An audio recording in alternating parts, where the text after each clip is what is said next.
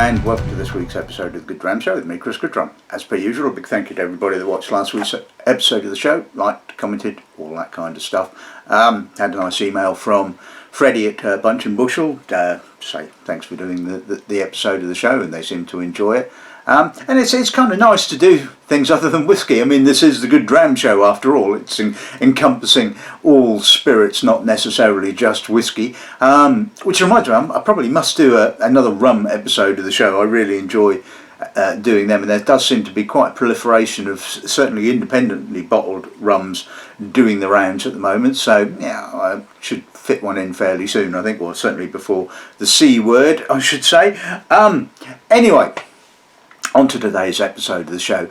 As you can see from the title page, we're looking at Tomatin again. I seem to have done an inordinate number of episodes of the show on Tomatin, and why not? Big fan of the distillery, love what they're doing. They have a well-deserved reputation for innovation. Certainly every year they do, or certainly for the last, I think, 3 years, I think they've done a series of themed releases.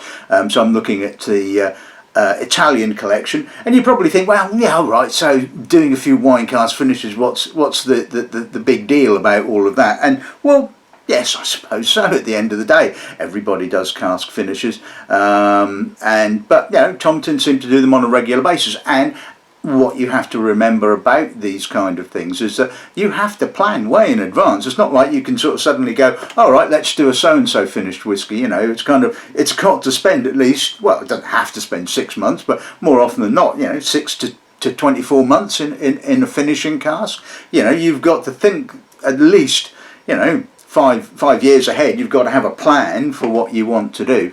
And the other thing about the distillery is it's not necessarily anything that you guys actually see. It's what I see, just the little things. I mean, take for example these samples of the Italian collection, which they're calling, comes in lovely little bottles, their own little labels printed, and you get these lovely little cards. I mean, you probably can't see it particularly well, just with sort of the information, you know, when it was bottled, distilled, all that kind of stuff, and they're just printed on lovely paper. It just has such a lovely tactile feel, sort of quite soft and almost kind of velvety. I mean, you know, this is not cheap stuff to do. I mean, all right, yes, they're probably printing off an awful amount of them, but you know, it's just the little things that Tomatin seem to do that nobody else does, and it just sort of, to me, just sets them apart slightly from pretty much every other distillery.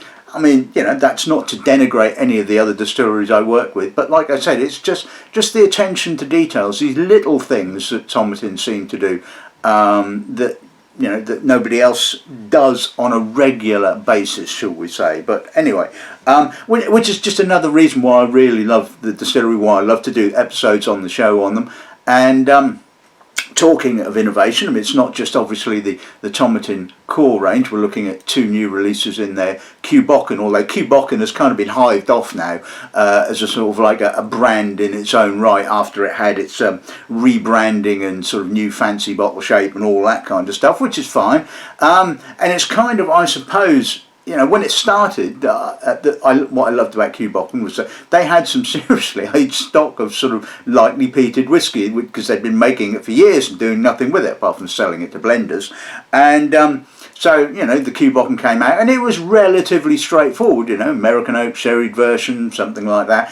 And then suddenly somebody must have had an almighty brain fart, is all I can say, because weird and wonderful things started happening. You know, they started bringing out the creation range. You know, I think there was a Shoshu finished one, then there was that Muscatel and stout finish. I mean, you know, who the hell thinks of these kind of things? You know, it's just like, it's kind of weird. And I suppose the point is that they could get away with it in this Cù Bòcan range, although as I've said before, you know, the whole sort of premise of the range when it was first released was about this kind of devil dog thing, mythology, and it doesn't really quite sit with the sort of the way the current range is kind of going and packaged and all that kind of stuff. Like I said, all these pastel-y colours, and really not my bag at all. But yeah, that's, like I said, that's beside the point. And so, you know, lots and lots of innovation going on in the sort of the Cù Bòcan range, which obviously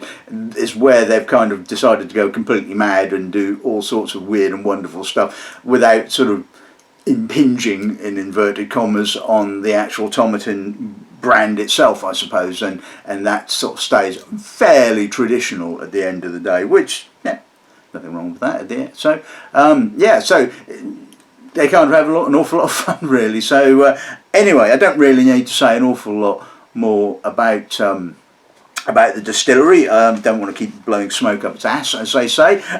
So let's move on to what we're tasting today. Okay, so we're going to kick off with the aforementioned Cù Bòcan Creation. Again, sort of, you know, another nice little touch, you know, this sort of card thing to go around the front of the bottle, you know. Again, didn't have to do that. Cost a fair few pennies, I would imagine, to get all these kind of things done, but again, nice little touch. So this is the Cù Bòcan Creation No. 5, and what's interesting about this is that the spirit has been aged in Colombian Andean oak. Now, this seems to be a bit of a thing at the moment. There seems to be an awful lot of Andean oak sort of like sloshing about and on the market. I can only assume that somebody about sort of, what, 2-3 years ago must have had a light bulb moment to ship a load of Andean oak casks, you know, from Colombia. Probably must have taken an entire sort of an entire ship full of them, I imagine, because they suddenly seem to start cropping up. You know, you've got this one, there's been some other Andean oak bottlings. Black Bottle, I think, was one of the first ones that I kind of come across, but it does seem to be quite a popular thing at the moment. Then we're going to move on to the second bottling of in the Cù Bòcan range, the new releases. This is the 12-year-old batch number 1, aged in Caribbean rum casks, again bottled at 46% non-chill filtration, etc., as they should be, I hasten to add. Then we're going to move on to Tomatin, and like I said, this is what they're calling the Italian collection. This is a 12-year-old finished in ex-Marsala cask, so spent they were distilled in December of 2010, spent 11 years in ex-Bourbon before being moved into the Marsala cask in February 2021 and bottled in June of this year. The second bottling we'll be looking at is the Barolo edition. So again, 12-year-old, distilled at the same time and aged for the same length of time in ex-Bourbon cask before being moved into ex-Barolo cask in February of 2021, and again bottled in June of this year. And the last of the trio is the Amarone edition. So again, matured for the same length of time in American oak and then into the wine cask and bottled at 46%. Again, it's another 12-year-old, so looking forward to those. And the final bottling of the day, it's a UK exclusive single cask that was released earlier this year. It's a 20-year-old single PX butt 34872, distilled in November of 2001, bottled in August of 2022, and bottled at 57.4%. So yeah, should be an interesting one to finish on. So without much further ado, let's crack on.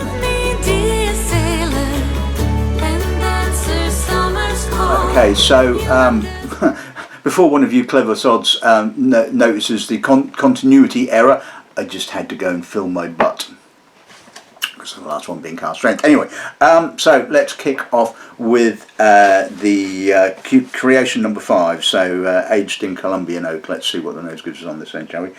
Nose in Colombian, oh dear. Quite fragrant, fruity, juicy, apricot, barley, touch pineapple, a little bit of almost kind of banana. It's got that lovely sort of fleshiness to it. It's a lovely nose, quite fresh, like I said.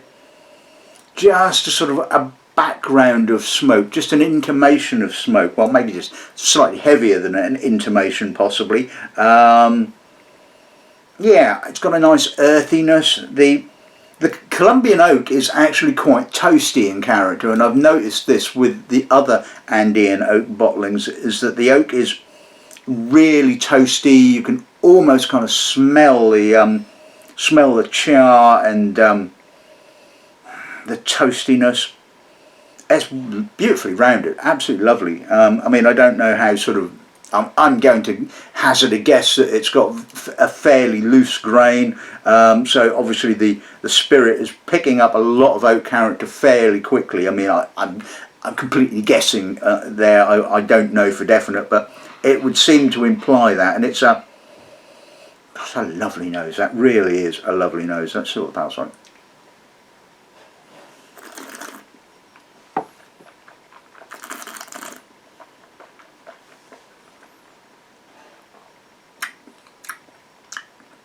Grippy, spicy, plenty of that Andean oak, toasty Andean oak to start off with, but the spirit comes in. I'm getting sort of apricot, melon, banana, pineapple, really juicy, lovely array of fruit. A little bit of herbal-ish smoke on the mid palate, which is kind of lingering throughout. The oak comes back on the finish again. Maybe not quite so overtly toasty, but certainly with some pleasant vanillins, some spices, grilled nuts.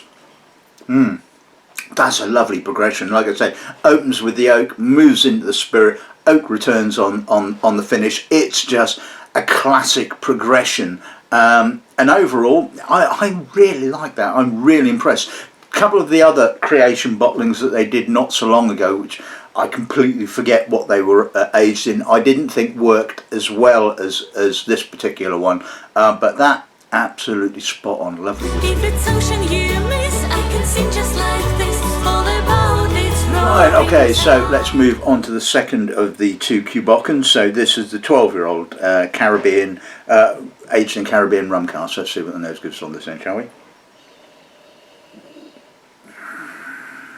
Okay, so it's very oily, very rummy, very edgy, Guyana-esque kind of high ester rum.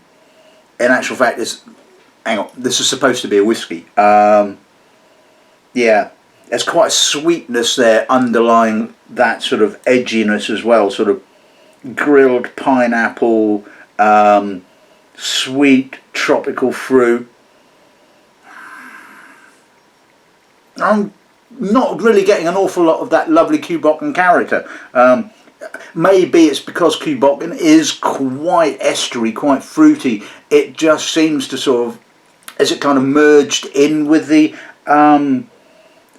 rum casks, and so what appears to be rummy kind of character is actually a bit of spirit character. It's a bit of a, yeah, kind of. Things are sort of whirring. Clogs are whirring, shall we say? Cogs are whirring. Yeah, it's a difficult one. I mean, like I said, there's a lot of this sort of subtropical, rummy sort of fruit, and it's kind of, to a certain extent, sort of, like I said, is it melding with distillery character and thus becoming a little bit one-dimensional? Possibly. Let's see what the palate's like.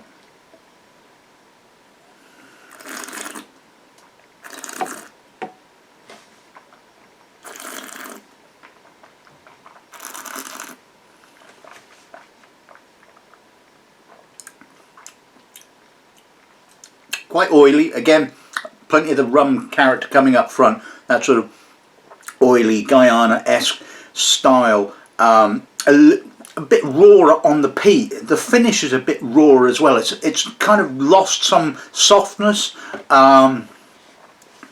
Again, dried fruit, you know, sort of unsweetened pineapple, not as sweet as the nose was kind of letting on, to a certain extent. There's a little bit more of that sort of highland minerality kind of coming through on the mid palate and into the finish. I'm kind of, it's okay, it's pleasant, it's not a bad whiskey, but again, like I said, you know, I'm struggling with the sort of the, is it all really just cask character, or is there some spirit character, but is the spirit character of a similar kind of nature that it's kind of all become a little bit sort of one-dimensional possibly? No, one-dimensional, no, that's kind of not necessarily correct, but it's become sort of singular, if you like. The sort of rumminess is kind of melding together with possible distillery character, and you're just getting what appears to be all cask, but it might not be all cask, if you see what I mean. Yeah, good whiskey though. Right, okay, so let's move on to the first of the Italian connection. This is the Marsala edition. Let's see what the nose gives us on this end, shall we? Very, very heavy on the cask, very grapey, very winey, slightly biscuity. There's a bit of a hardness to it, to be honest with you, which it's almost industrial. It's a bit of a weird one, because that's not what I kind of associate with Tomatin. There's a touch of green apple, some minerals, lime. I think the cask is, I don't know, it just doesn't seem to have worked. Like I said, it's very heavy on the Marsala, and that's kind of brought out a slight sort of hardness to the nose. Like I said, almost industrial, not quite, but we're kind of in that sort of area, if you like. See what the palate like.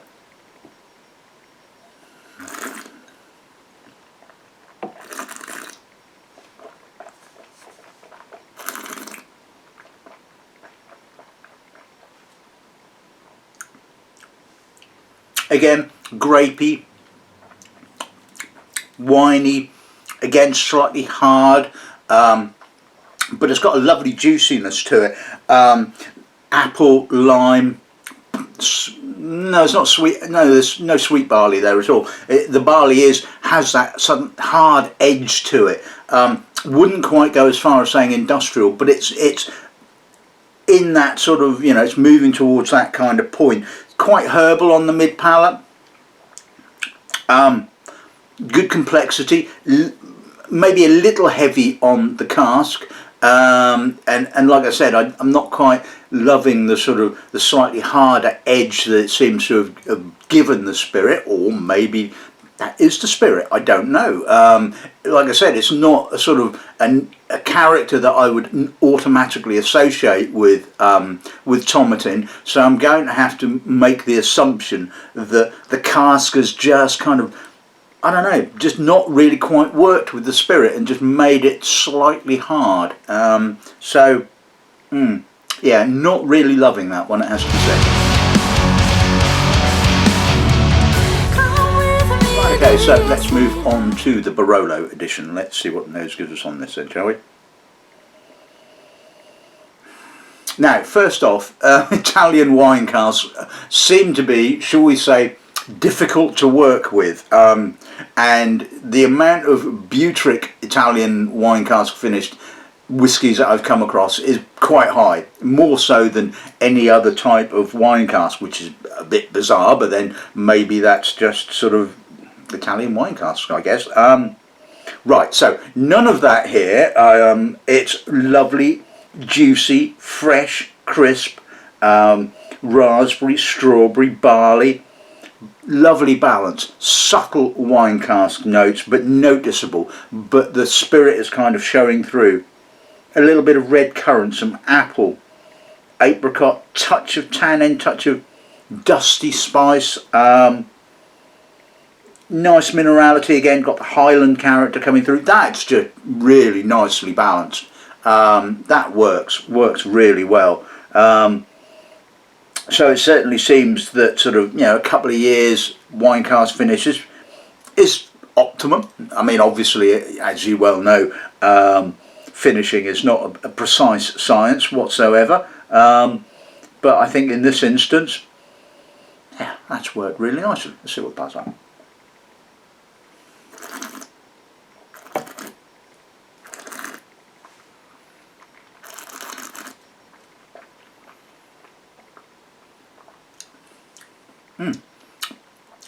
A bit tannic on the finish, but some nice spices as well.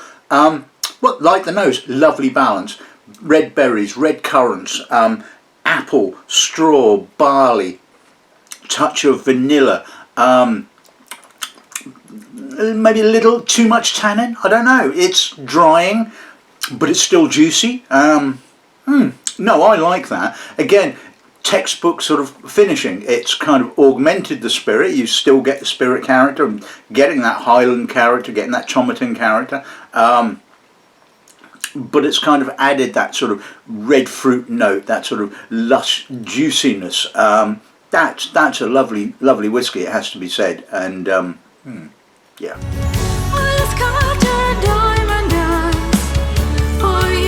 Okay, so let's move on to the Amarone edition. Let's see what the nose gives us on this then, shall we? Again, the Amarone cask is noticeable, but I would say, like the Barolo, nicely balanced.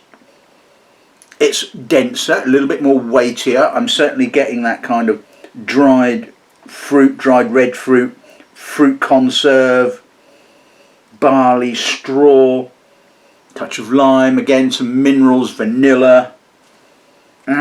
Really juicy, really weighty, but again just superbly balanced, it has to be said. I'm still getting plenty of spirit character and a nice chunk of Amarone, again sort of non-butyric Amarone. Absolutely lovely, really clean, really fresh, really minerally, really Highlandy. I mean, that's lovely, absolutely gorgeous. So pass on.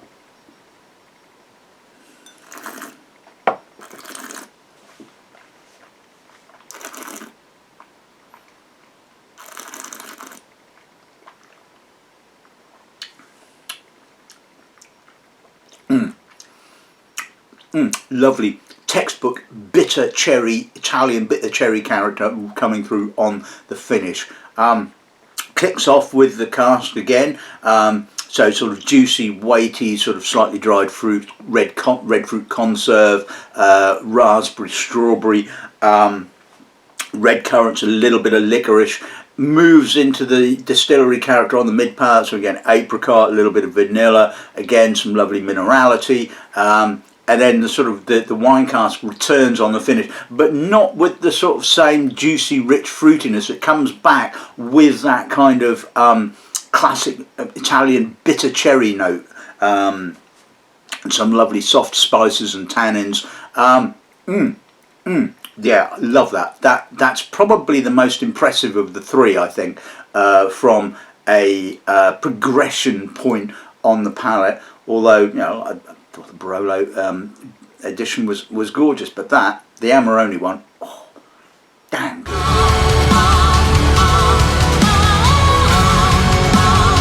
Right, okay, so on to the final whiskey of the afternoon. This is the UK exclusive single PX cask. Let's see what the nose gives us on this then, shall we? Yep, that's sherry. Lots of raisinated fruits. Fragrant treacle. Touch of minerality possibly. Grilled green nuts. Potpourri. Got a nice maturity. Touch of ginger as well. Sultana. Plenty of raisinated dried fruits. Not a great deal of distillery character, it has to be said. This is very much PX cask, although it's not a sort of overt, monstrous PX. It is fairly heavily PX dominated, or sherry dominated. Nice maturity, some lovely spices. I'm sure there's loads of people who would, you know, absolutely, you know, love this particular whiskey. Me, you know, quality is pretty damn good, but it's just not floating my boat, which is, you know, are you surprised? So that's on.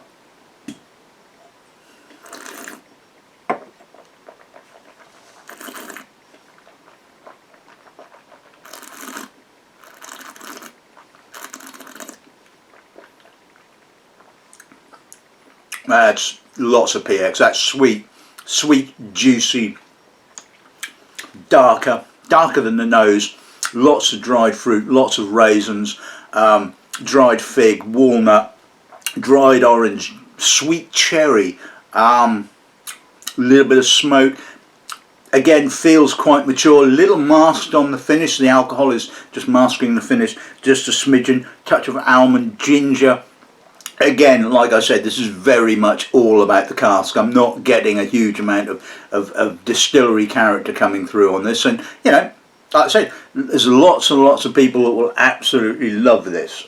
For me, you know, with like a lot of these kind of sherry casks, and it ain't cheap whiskey at the end of the day. I mean, this, I think, was hitting the shelves at around about $3.95, and, you know, I just want a bit more complexity, you know, along the lines of the, you know, the Barolo and the Amarone finish. That's what I want. That's what I enjoy. You know, I'm not a big fan of these sort of, you know, slightly one-dimensional sort of cask monsters, even if they are fairly old.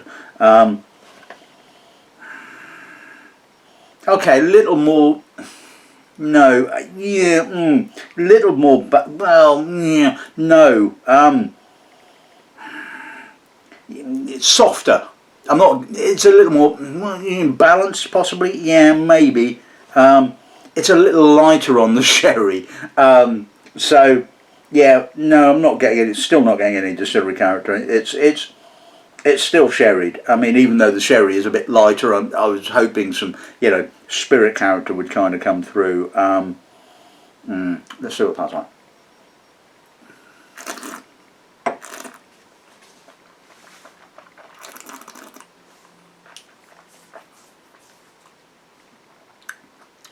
A lot sweeter. I'll get juicy, rich, nice and fruity, plenty of sherry character, lots of raisinate fruit again. Softer, doesn't quite have the intensity of at cask strength. Personally, I think I would prefer it at cask strength, even though it does kind of stop the cut off the finish a little bit. Certainly a drop of water elongates it a lot longer. That sort of PX cask carries on and on and on. It's sort of mature. It's got that sort of mature feeling, but it's not as mature as I would expect at 20. But then that's because there's so much cask character, and you're not really sort of, you know, getting mature spirit. You're getting oxidation, but that's different to mature spirit in my personal opinion. And, you know, for 395 quid, I want that to blow my brains out. You know, I want it to go, oh my god, that's incredible, but I'm not, you know, and it's just not me at the end of the day. It's a lovely whiskey, but, you know, it's, like I said, not my thing.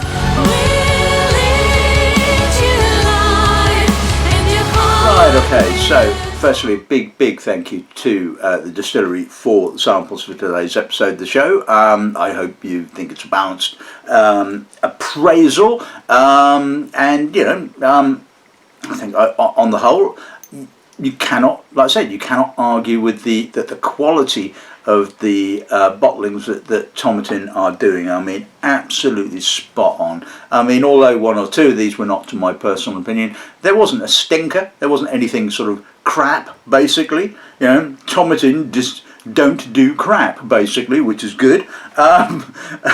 So, Cù Bòcan, the Creation No5, loved it. I seem to, I don't know what it is about the Andean oak. Maybe it's that real toastiness of oak character, but that's just really appealed. Absolutely gorgeous, lovely complexity, slightly unusual. Really like that. Not quite so keen on the 12-year-old, like I said. It was slightly confusing, more than anything else. Yes, the rum character was very prevalent, and I couldn't figure out whether it was rum character or spirit character I was getting. It was all a bit sort of, like I said, it all just came across just overtly cask orientated, and probably because the cask character was so similar to the spirit character, that's where the confusion kind of lay, I think. The Marsala edition, don't know what it was about that. The Marsala just seemed to have brought out a sort of like a kind of an edginess, a sort of a hardness, and it just didn't really appeal. It just didn't speak to me, it has to be said. So for that one, not quite working, I don't think. The Barolo, I loved that. I thought that was textbook, just absolutely spot on. Really lovely balance between that sort of crisp, fresh Barolo character and the spirit. And likewise with the Amarone, I thought that was just beautifully balanced. Plenty of Amarone character, but not at the expense of the character of the spirit. Beautifully balanced. That's my kind of whiskey at the end of the day. And the single PX cask, well, you know, it is what it is. Like I said, it would be, life would be incredibly boring if we all had exactly the same taste at the end of the day. So although that is not to my kind of taste, I can see people, you know, some people would very much enjoy that whiskey, and I can see why distilleries like Tomatin carry on bottling them, because they are obviously popular. For me, like I said, not my bag, which for those of you that have watched, well, at least one episode or maybe a handful of episodes, you will know that is indeed the case. I want sort of complexity, balance and progression. They're the things, the three things that I look for in a whiskey. So there you go. That's this week's episode, Show in the Bag.